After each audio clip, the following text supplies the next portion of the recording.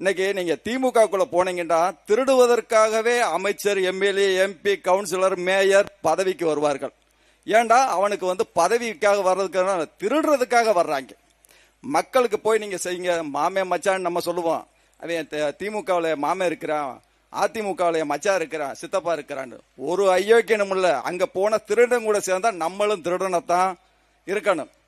ஒருத்தன் கூட என்ன பண்ணுவான், திமுகவில் இருக்கிற அமைச்சராக இருக்கட்டும், அதிமுகவில் இருக்கிற எம்எல்ஏவா இருக்கட்டும், நீங்க சொந்தக்காரன் ஓட்டு போடாதீங்க. 1ஆம் நம்பர் திருட்டு பயில்கள் நினைச்சு ஓட்டு போடுங்க. உங்க சொத்தை திருடணும், வழிப்பறி செய்யணும், கொள்ளையடிக்கணும்னு அவனுக்கு ஓட்டு போடுங்க. கனிம வளத்தை கொள்ளையடிக்கிறாங்க, இந்த நாட்டில் இருக்கிற மண்ணை கொள்ளையடிக்கிறாங்க, மக்களுடைய உரிமைகளை கொள்ளையடிக்கிறாங்க. சுத்தி இருக்கிற சீமக்கருவலையை கொள்ளையடிக்கிறானா? அதை கொள்ளையடிக்க மாட்டான். ஏன்னா அதுல வருமானம் வராது. இந்த சீமக்கருவலையை வெட்ட விட்டுருந்தா கூட இந்த மக்களுக்கான மண்வளம் விவசாயம் வந்திருக்கும். அதுக்கு கூட அவன் என்ன பண்ணுவான்னா ஜாதிய சண்டையை தூண்டி விடணும்.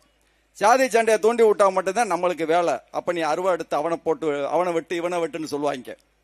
சீமக்கருவலை வெட்டுன்னு ஒரு ஜாதி தலைவர் சொல்ல மாட்டான். ஜாதி எதுக்கு ஆரம்பிப்பான்னு தெரியுமா? நம்ம இன்னைக்கு ஜாதி கட்சி தலைவர் ஆரம்பிச்சுட்டு எவனையாவது வெட்டணும் குத்தணும், நம்ம இந்த டிவி, பேப்பர், யூடியூப் சேனல் எல்லாம் நம்ம பேர் மட்டும்தான் வரணும்ட்டு. நான் 15 ஆண்டு காலம் இந்த இயக்கத்தில் இருக்கிறேன். நான் யாரையுமே வெட்டுங்க குத்துங்கன்னு சொல்லல. எனக்கு அந்த கொள்கையெல்லாம் இல்லை. அடுத்தவனோட சொத்தை ஆட்டையை போடுங்கன்னு சொல்லவும் மாட்டேன். அது சொந்த சமுதாயமா இருந்தாலும் தூக்கி உள்ளக்க வைன்றத என்னுடைய நோக்கம். ஏன்னா ஏதாவது ஜாதி இயக்கம் வந்தான் பேசினா போயிடுவாங்கன்ட்டு என் கூட 15 வருஷமா நான் பயணம் பண்ணிக்கிட்டு இருக்கிறேன். திமுக காரன் கூப்பிடுவான், அதிமுக காரன் கூப்பிடுவான், பாஜக காரன் கூப்பிடுவான், என் சொந்தக்காரனே கூப்பிடுவான். ஏயா சும்மா வெட்டியா கத்திக்கிட்டு இருக்கிற 10 பைசாவுக்கு பிரயோசனம் இல்லாம. எனக்கு சமுதாயத்து மேல வந்த நோக்கம் என்னண்டா, மக்கள் யாரெல்லாம் பாதிக்கப்படுகிறார்களோ அது கோனாருக்கு மட்டும் போகக்கூடாது. தமிழ்நாட்டில் உள்ள தமிழ் சமுதாயம் யாரெல்லாம் பாதிக்கப்படுகிறார்களோ அந்த தமிழ் சமுதாயத்திற்காக நம்ம போராட வேண்டும் என்பதுதான். ஏன்னா ஏதோ நம்ம பிறந்தோம் ஒரு சமுதாயத்தை மட்டும் தூக்கி பிடிச்சிட்டு மற்றவன் அவன் கிடக்கிறான் இவன் கிடக்கிறான். எனக்கு எல்லா பேருமே என்னுடைய அண்ணன், தம்பி, அக்கா, தங்கச்சி, அம்மா, சித்தப்பா, பெரியப்பா, மாமா, மச்சா எல்லா பேருமே என்னுடைய சொந்தக்காரங்க தான். நம்ம சொந்தத்தை நினைச்சு பார்த்தோம்டா நமக்குள்ள சண்டையே போட மாட்டோம்.